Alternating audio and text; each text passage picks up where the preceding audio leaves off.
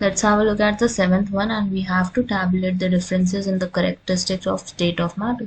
अब state of matter हमारे कितने टाइप के होते हैं? Solid, liquid and gas. Solids में we have is particles are very rigid and uncompressible.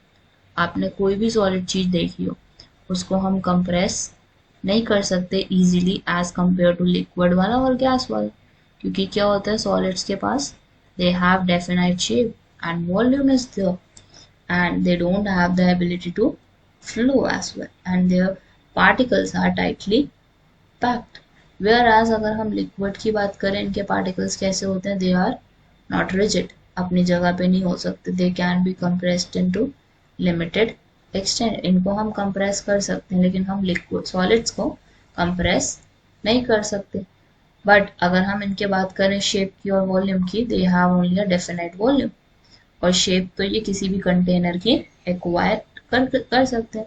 जैसे मान लो आपने एक सिलेंड्रिकल जार लिया, ठीक है, you have a cylindrical jar. अब उसका ही सामान आपने किसी और जार में फिट कर दिया. Let's say the shape is like अ मटका, ठीक है. सो यू कैन अंडरस्टैंड कि ये शेप तो किसी भी चीज की ले लेगा जो लिक्विड होगा, चाहे आप उसको सिलेंड्रिकल जार में डालो, ट्रायंगुलर जार में डालो, या आप उसको मटके की शेप की जार में डालो, they will take their shape. Then they can easily flow from higher to the lower level. ऊपर से नीचे आना इनके लिए बहुत इजी होता है. जैसे हमारे टैंक्स होते हैं, वाटर टैंक्स, वो हम ऊपर क्यों लगवाते हैं? क्योंकि water will flow from higher potential to lower potential. और हायर पोटेंशियल कहाँ पे है? It is at the terrace. So it will always easily flow from higher to low. Water can be the example, alcohol can be the example. अगर हम बात करें gas की, तो particles are not rigid at all. They can be compressed very easily. क्योंकि इनके पास compression क्यों easy है?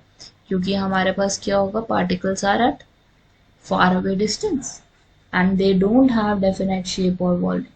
ना ये shape ले सकते हैं कोई भी definite, ना ये volume ले सकते हैं. They can flow in all the possible directions, क्योंकि ये scatter बहुत जल्दी हो जाते हैं. अगर हमने नोटिस किया हो, जैसे हमारे पास परफ्यूम्स होते हैं, they have gas particles in it.